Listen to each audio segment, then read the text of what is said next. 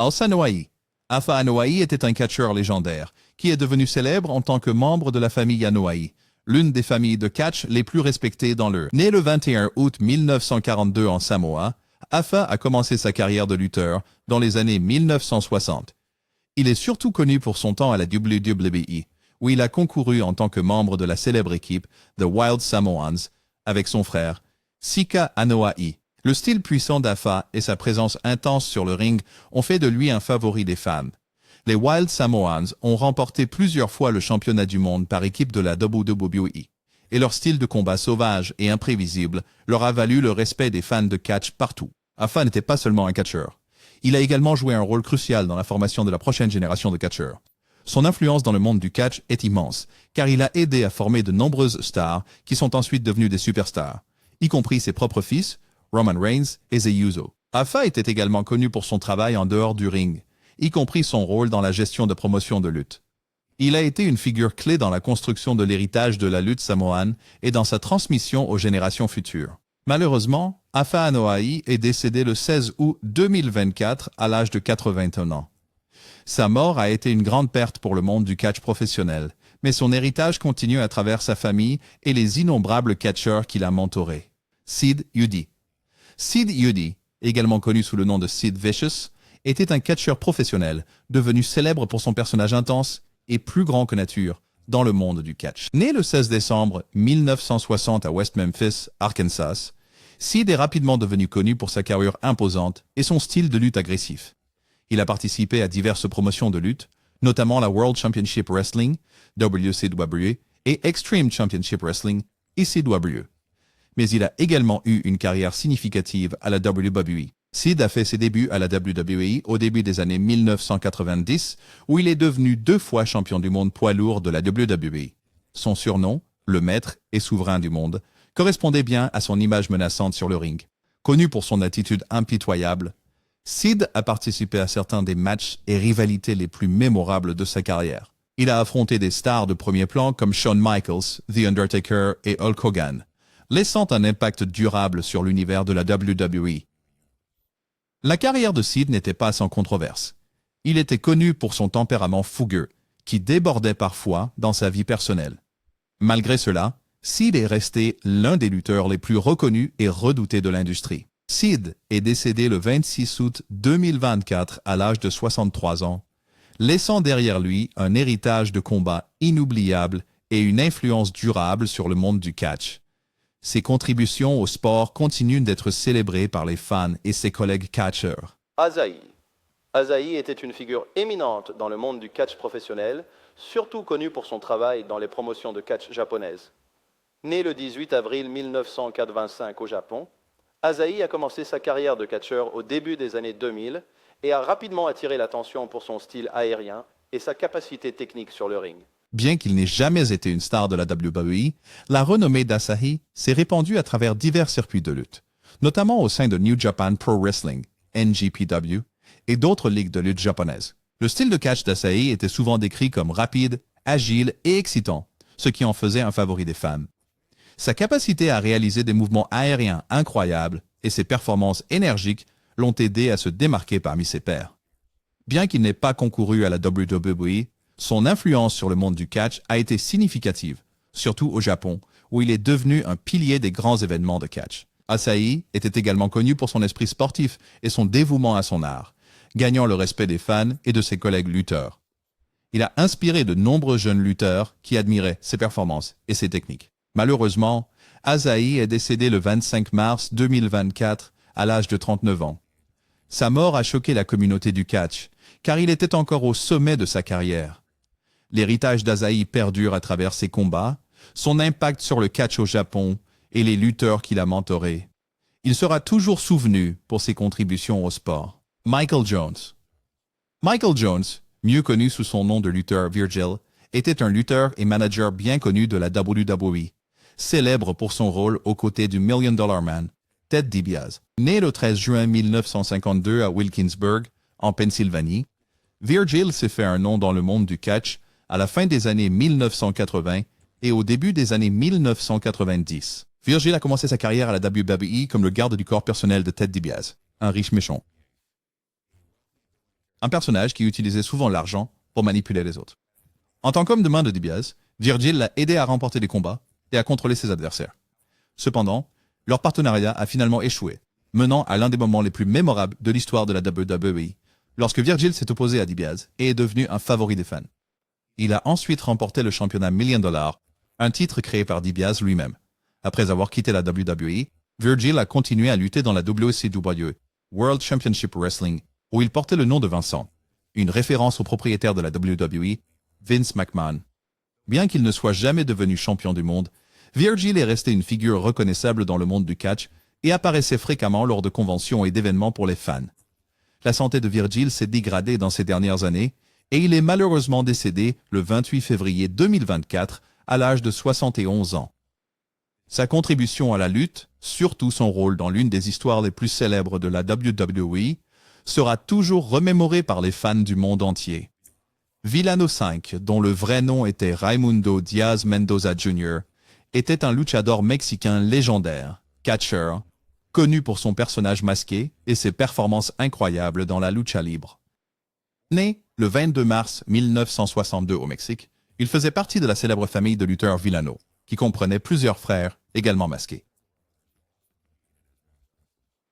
Villano Sight était surtout connu pour son passage au Consejo mondial de lucha libre, CMLL, et à Lucha Libre, CDMA, Worldwide, AAA, deux des plus grandes promotions de catch au Mexique. Il a également lutté dans la WCW, World Championship Wrestling, dans les années 1990, où il a introduit le style enthousiasmant de lucha libre au public américain. Ses mouvements acrobatiques et ses compétences techniques ont fait de lui un compétiteur respecté, à la fois au Mexique et à l'international. Un des moments les plus mémorables de Villano V est survenu en 2009 lorsqu'il a perdu son masque dans un match dramatique contre Ultimo Guerrero, suivant la tradition de la lucha libre, où perdre un match de masque est une étape importante dans une carrière. Même après avoir perdu son masque, il est resté une figure respectée dans le monde du catch. Malheureusement, Villano Saint est décédé le 21 janvier 2024, à l'âge de 61 ans. Sa mort a été une énorme perte pour le monde du catch, surtout au Mexique, où il était considéré comme une légende. Son héritage perdure à travers sa famille, ses combats et les nombreux lutteurs qu'il a inspirés. Tony Jones. Tony Jones était un catcheur professionnel, connu pour son travail dans des promotions de catch indépendantes et ses brèves apparitions à la WWE. Né le 6 avril 1971 à San Francisco, Californie, Tony était un athlète talentueux qui est devenu un nom respecté dans le monde du catch, surtout au début des années 2000. Tony a acquis une reconnaissance grand public lorsqu'il est apparu dans le documentaire de 1999, acclamé par la critique, Beyond the Mat, qui a mis en lumière les luttes et réalités du catch professionnel. Dans le film, il a été présenté dans un match d'essai pour la WWE, où il a impressionné les responsables de la WWE, mais n'a jamais signé de contrat à long terme. Malgré cela, il a continué à lutter sur le circuit indépendant, gagnant le respect pour ses compétences techniques et son dévouement au sport. Tout au long de sa carrière, Tony a concouru dans des promotions comme All Pro Wrestling, APW, et Ultimate Pro Wrestling, UPW, où il a affronté plusieurs étoiles montantes de son époque. Sa carrure puissante et sa technique de lutte solide ont fait de lui un compétiteur redoutable sur le ring.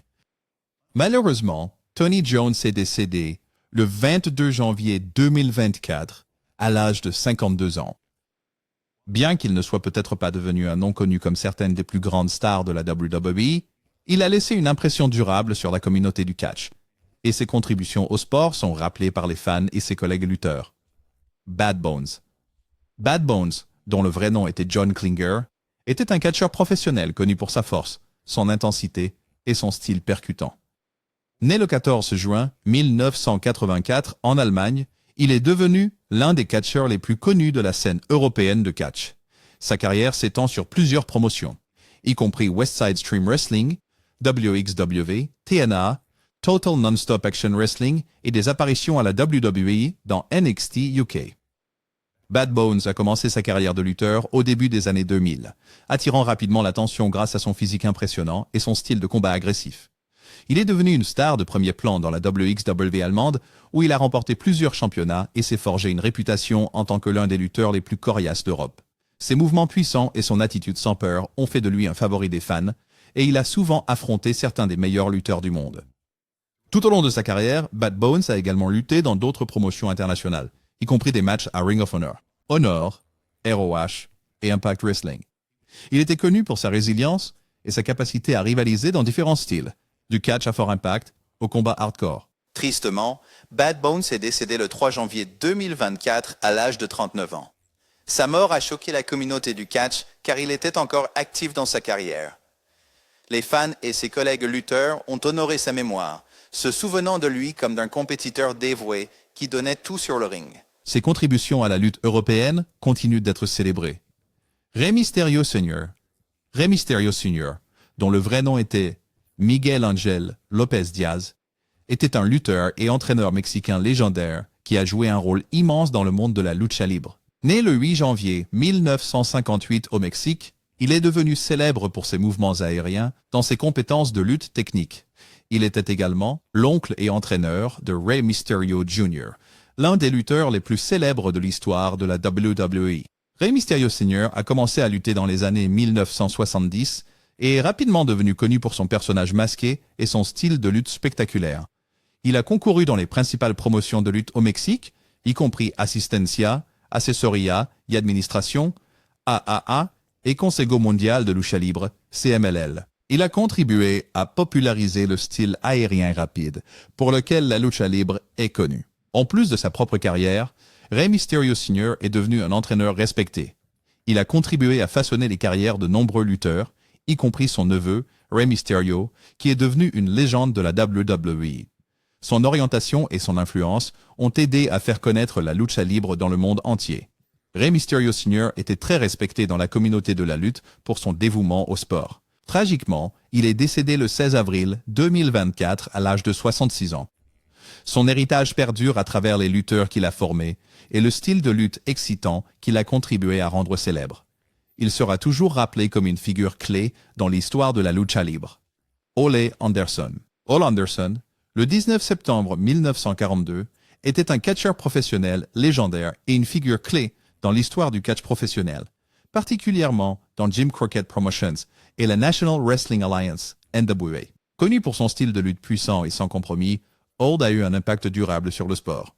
Il a commencé sa carrière dans les années 1960 et a acquis une reconnaissance générale dans les années 1970 en tant que membre des infâmes Four Horsemen, l'une des factions les plus emblématiques de l'histoire de la lutte. Aux côtés d'autres légendes de catch comme Ric Flair, Arn Anderson, Tully Blanchard et Gigi Dillon, Ole est devenu membre d'un groupe qui a dominé le monde du catch, connu pour leur ruse, leur habileté et leur attitude impitoyable. Au cours de sa carrière, Ole Anderson a remporté de nombreux championnats, y compris les championnats par équipe du monde NWA et les titres du Mid-Atlantique.